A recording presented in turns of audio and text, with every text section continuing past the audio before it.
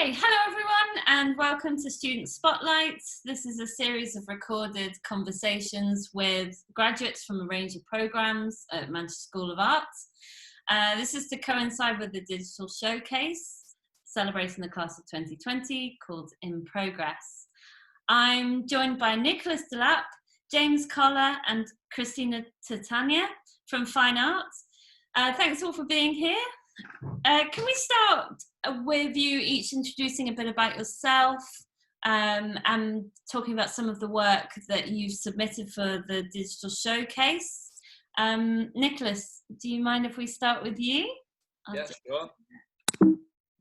There we are. So I'm working with the mediums of 3D sculpture, digital sculpture, 3D rendering and installation, and I have worked for the last few months in virtual reality, which has been something I've always wanted to do, and it's been spurred on by the coronavirus lockdown, so not being able to access the gallery spaces, setup spaces in university kind of forced me to develop my work more virtually, which is the result, and this is the result of it on the screen here. Great.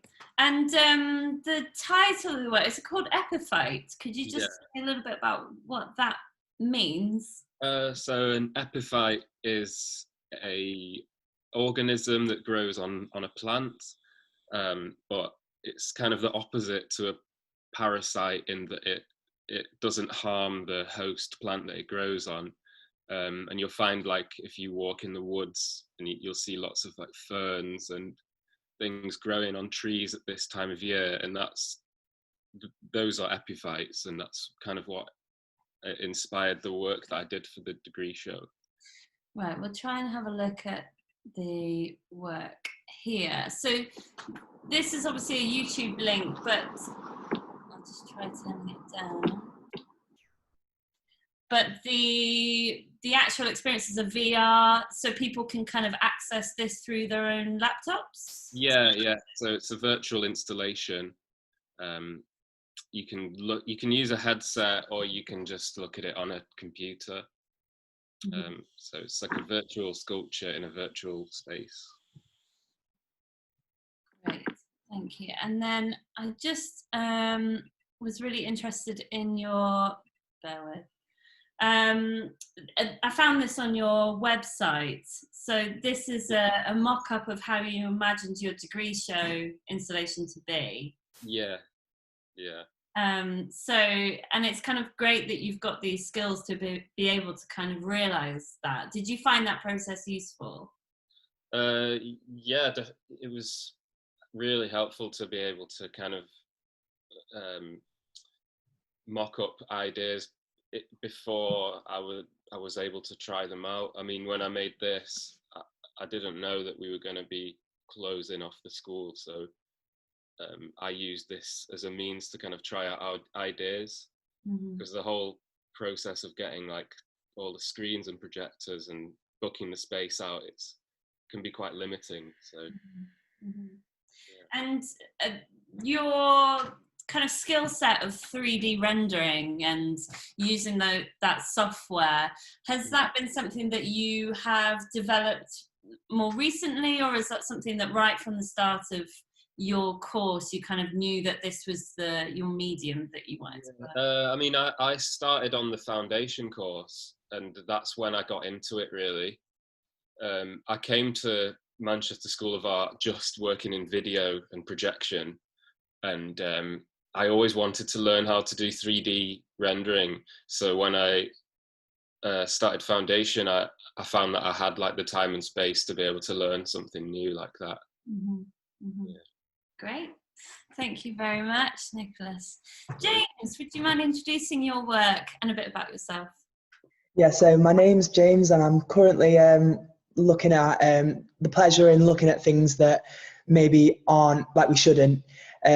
So yeah, I'm exploring how different imagery is perhaps inappropriate, but we do just enjoy looking at it.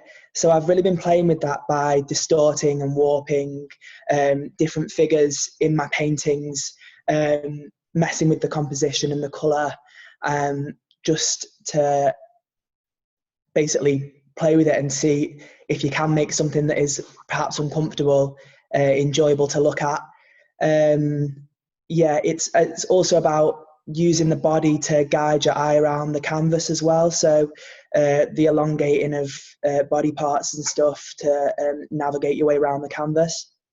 And how has your work kind of developed, this kind of body of work, and have you always kind of painted women, and has this sort of theme and subject area been something that you've painted from more recently? So I think ever since I've started painting, I've always painted women with no real understanding why. And it was when I got to uni that I really started questioning that. And I think at the beginning of uni, I was really focusing on it and trying to find meaning for it and stuff. And I think now I'm just accepting that women are my primary thing to paint. And I'm not really trying to think too hard about why I do it. And instead, I'm trying to degenderize these characters. And yeah, the focus isn't on the gender anymore. It's just about messing with body parts and changing things up. Like, for example, on this painting here, it's obviously her breasts resemble penises. So can you really call that a woman or not? I'm really interested in the kind of background details, and particularly with this painting here, you've kind of brought together Van Gogh's sunflowers and and aliens in the background, and jam, and in another painting llamas, and so I'm just kind of curious by those kind of compositions. Are they reflections of your personality and your interests? It's more just highlighting bizarreness and absurdity to sort of add an interesting dynamic to my paintings. It's also thinking of shapes, and also with the Van Gogh painting, it's obviously a reference to another painting, so it's painting about painting in a sense. Mm-hmm. That's a llama. Yeah, and with this one, this was a lockdown piece, so this was done completely at home, and I was really thinking about how I've put all these body parts into paintings, and then I wanted to strip it back, but then still use the shapes of certain body parts that I've used, like for example the llama's neck, and like just the curves everywhere. And yeah, I was just thinking about shapes. Mm-hmm. Thank you very much, James. Krystina, can you please introduce your work a little bit? Yeah. So I work sort of across sculpture, video, photography, a bit of sound, a bit of everything really. Trying to embody wateriness, not just as a substance, but also as a feeling and a sort of way of existing, especially in relation to femininity. That's roughly what it's all about. And this is your studio space. You included this on the In Progress website, and I was particularly interested in some of the images you used that were kind of developmental works as well. Would you say? Yeah. I think I included this on the In Progress website just because I think, especially for my practice, I think we left at quite a crucial time for everyone, but especially from where I was at in realising themes that had been ongoing for the whole year. So this was literally what my studio looked like, the day before we had to leave. Does it still look like that? It's not quite like that. I had to tidy it up a little bit, and also I just tried to take as much as I could, but yeah, most of the things are still there. Yeah. I think I don't work very quickly, and I don't make a lot of new things all the time. It's sort of recycling things that have been lying around for a while. But I find it's almost quite mindful. And I just wanted to ask about this piece here. I've seen this recently, I think on Instagram. And I think you kind of made it recently, and I'm pretty sure you quoted it as one of your best pieces that you've made, or one of your favourite pieces. So I wondered if you wouldn't mind just telling a bit about that. Yeah, I think it is one of my best pieces of work just because it's so simple. So I made it for the Christmas show, and it's cast brass, polished and everything like that, and yeah, it's just a little Satsuma segment, and I made it because I was thinking about Christmas and chocolate oranges, so yeah, I made a little Satsuma. I think it's so minuscule, and it's so yeah, I just love things that are just deliberately tiny. It fits in the palm of my hand, and it's got a really satisfying weight. I think I have a tendency to overthink things, and definitely overthink what I'm trying to make, and it almost hinders me in a way. So with this, it was just because I really wanted to try out casting, lost wax casting. It's an amazing process, and yeah, it's just it's really nice, and it's just lovely to hold in your hand. So, yeah. And I'll just see if I can make this work. I just noticed on your website that you've kind of separated off physical, virtual and lyrical. So I'm assuming the kind of virtual has been inspired by recently being shifted to virtual. And so just wondered whether your work has moved since lockdown. Yeah, I think I mean, it's definitely had to change. Just before I left, I was doing a lot of work in glass. So the first image you showed of the glass droplet, that was what I was currently working on. Obviously, I can't do that here. So yeah, I think in a way, it's not so much that it's changed in lockdown. I think I've just sort of realised how I work a lot more clearly, and I think a lot of the time I make sculptures or things that are 3D to try and make physical what a video or a photo isn't, if that makes sense. But I think I have quite naturally quite a photographic practice, and yeah, I've always returned to doing things like this. This is definitely one of the nicest videos I've made, and it's just a GoPro underwater, and it's just really eerie and calm. So yeah, I split the website because it was just an easier way for me to organize it, but it's definitely like the three stages of making work for me. It starts lyrical, so I'm always writing or reading, or I don't know, putting sort of like words and music together, or field recordings of droplets and things like that. And then it might become virtual, in that a lot of the time I think all of us sort of work on our computers and you sort of mishmashing things together, and then when it becomes physical, it's sort of more of a tangible thing, perhaps. Thank you.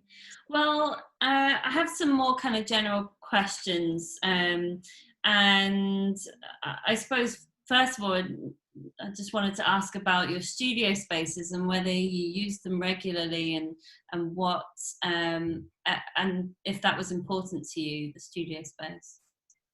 Yeah, definitely for me. Yeah, I loved my studio. It's a bit of a touchy and emotional subject at the moment because I miss it a lot. Yeah. But what about you both? Yeah, it's weird. It's just like, it's a working environment, isn't it? And then when you're at home, that environment is just different, isn't it? So it throws you off. Yeah, it's completely different. Although, James, haven't you got like llamas in your studio window at home? Yeah, well, they've just moved field now, but they're not there anymore.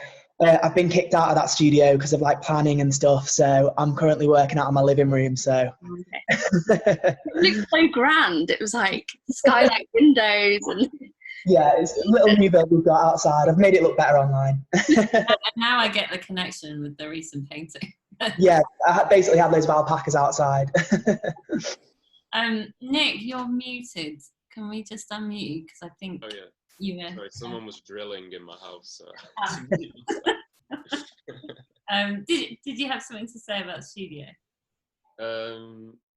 Just that it was important for me to have a separate space from home to go to kind of get into the zone. You know, when you go there, it's just about making work. There's no distractions. Like, well, there are, but not as many as when you're in your bedroom. Mm-hmm. So yeah. Long to like cultivate a good studio practice. Definitely for me, like the studio in third year it's like miles away from what it was in first year, or even in second year, because I feel like you get into a comfortability with it, and you know the people, you know what you kind of want to go in and do. Mm-hmm. Yeah, I don't know. In first year it was really quiet, wasn't it? Yeah, it was. And then you're concentrating more in third year. You are like having a lot more fun, I think. Yeah. You're in the swing of it almost, aren't you? Yeah. Lots of food parties and lots of cake. How important were crits and the kind of your peers to you in your practice? Anyone? I think crits were a good chance to kind of realize what you're trying to work on, and maybe for me they helped me to articulate myself, because I had to kind of put ideas like into words that people would understand. So I think that in that sense they're really helpful, like to develop the way you talk about your work, I think, in front of other people, and that feeds into how you write about your work as well, how you present yourself. So I think it's the criticism it's so you realise when you don't have them how important it is, and even though sometimes it can quite, when you're in there, it can feel very nerve-wracking, or almost like you're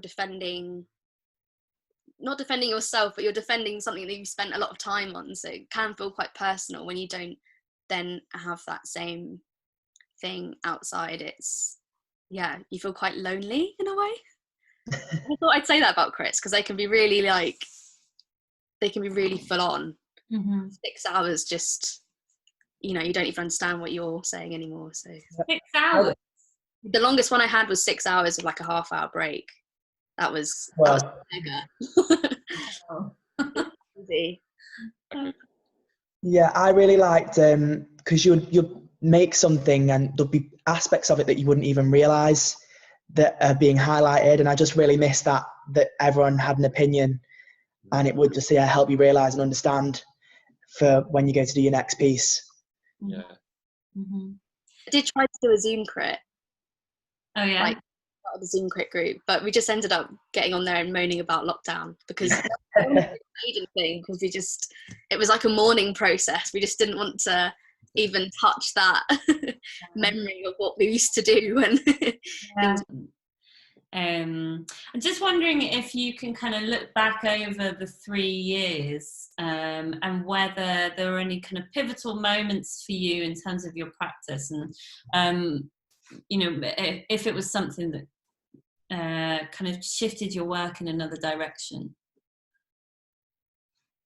I think this year, I think one of the main things that shifted my practice was the trip to Hoya we did. That was in my second year, but we were due to go again this year. James, you came on that as well. I did, yeah. And it was so much fun, but it was also really refreshing to take your work literally to another country, which you don't get the opportunity to do really for so cheap as well. And it was an amazing environment. So yeah, that was a pretty pivotal point. Anyone who has an opportunity to do that should definitely do a residency whilst they're still studying.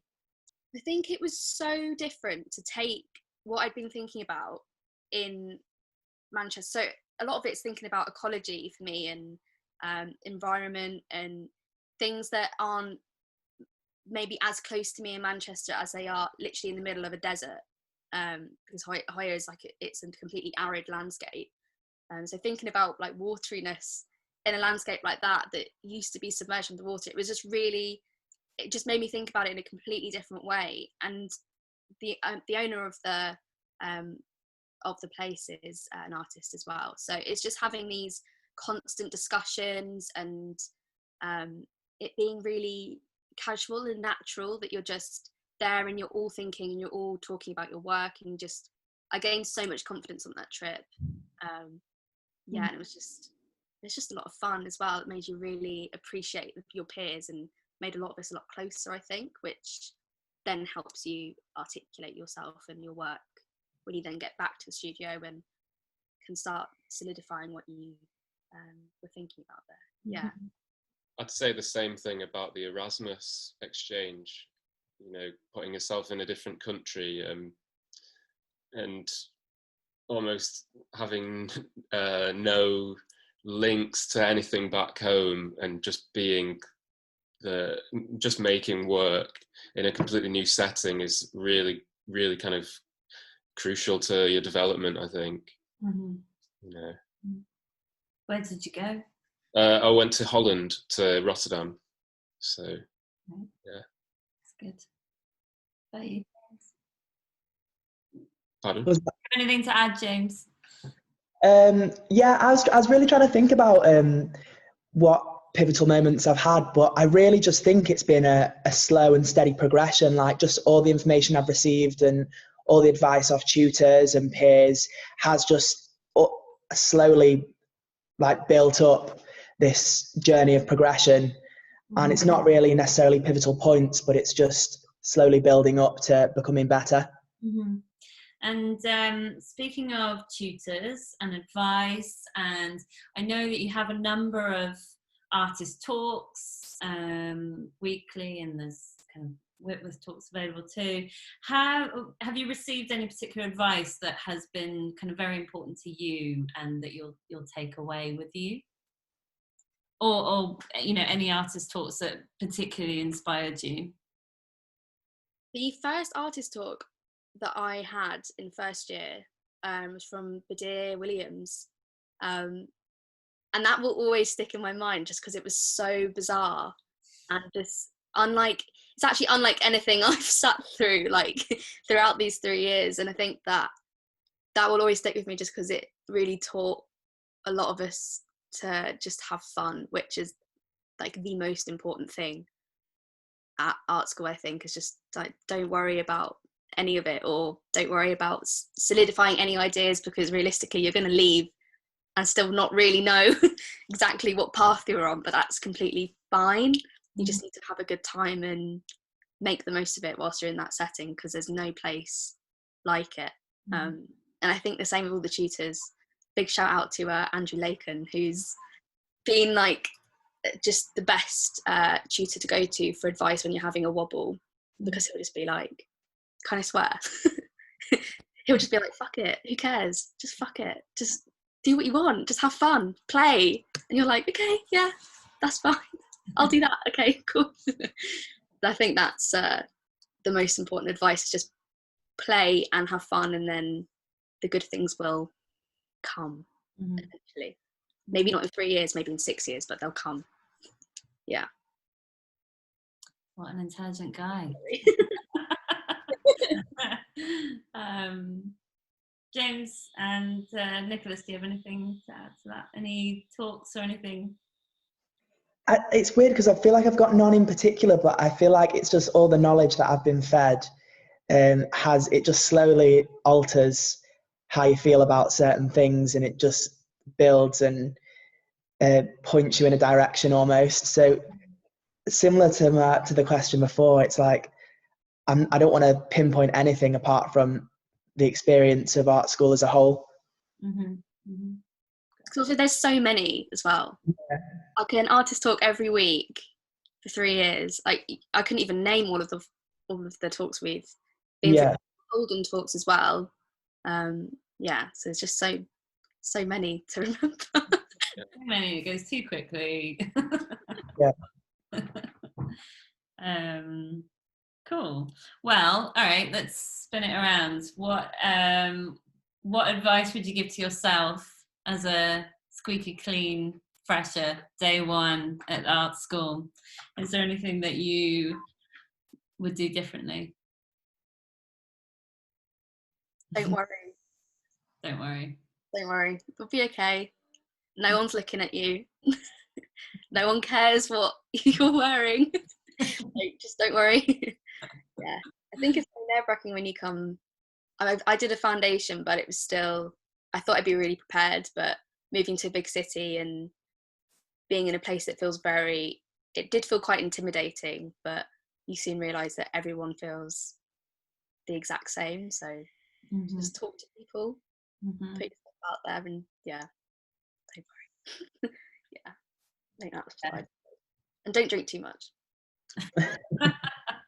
You need to get that out of your system. So, yeah. I'd say just do it exactly the same as you've done it. Like, you've had fun, you've had fun, and you slowly but surely get the grasp of it, don't you? So yeah. All I'd say to myself is read more and do more work. But then at the same time, even if I had done that, I'd probably say that to myself again. So yeah, yeah, very good point. Yeah, Nicholas, have you got anything? I was going to say, yeah, use the workshops more, but you could always say that. Yeah. I think what Chrissy said is spot on. Yeah. Chill out. Yeah. Don't worry. Yeah, I was going to ask about the workshops. Did you use them a lot? And I suppose you were probably very familiar with the technicians as well. Yeah, did you make the most of the facilities that you had? Yeah, definitely. I think I sort of I've spent 3 years just like going between everything and just wanting to try as much as possible, which I would say is like the best possible thing you could do at art school, is just try and learn as much as you can. And I know some of the technicians sometimes feel a little bit maybe precious about showing you a skill if you're just going to do it once, but I think it's so important to go and just try and learn as much as you can. I think we're really lucky at Manchester that like the facilities are incredible, and all of the tech team are just so patient and very very kind, and can teach you things that you never knew you could do before. Yeah, like the glass workshop was amazing to use, and you're probably not going to have an opportunity to do that again for a while. So yeah, workshops are great. Yeah, I think that's my major regret, looking back now, and I'm so envious of students spending all their time in the workshops. It's it's a great thing. I just think I'd finish on how do you all feel about graduating? Scary. It feels a bit like a cliff edge, but I'm sure it'll be okay. I think in a way we're quite lucky that lockdown has put everything on pause for everybody.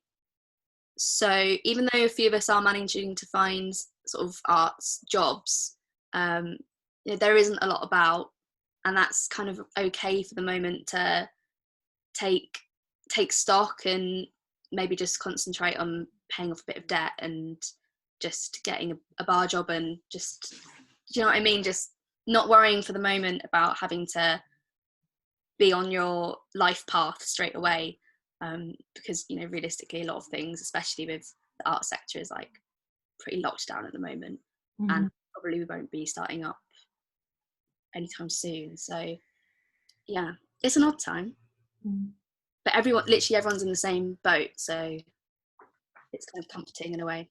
Yeah. You guys? how do you guys feel? And it just feels surreal, really, that we're even graduating at the moment. Like, obviously, we've been in lockdown for 4 months, and it's just feels like we're doing the same thing, really. But I suppose I'm doing a PGCE in September, so I'll still be studying. So looking forward to that, really. You're still a student. Pardon? You're a student, technically. Yeah. I'll be a student for another year now, so. Right. And Nicholas, are you planning to stay here in Manchester? I'm not sure. I've applied for a few MA courses, so I'm waiting to hear back from those. So it's either Manchester, or I've applied for one in Austria, in Linz, that I did an interview for yesterday morning. So I'll hear from them next week, fingers crossed. Yeah, cool. Carry on studying. I work kind of freelance as well as a designer, so I'm hoping to carry that on at the same time as studying. So yeah. Well, I think you definitely all deserve a rest now. Now you've submitted, and congratulations all on completing your degree. Although I don't think you've quite got all your. James was saying that your marks aren't back yet, so we'll hold that. But thank you all. Thank you so much for being part of this, and I wish you all the best. And work is happening on the physical degree show, so I hope you return to showing that as well. But for now, thank you all very much. Thank you.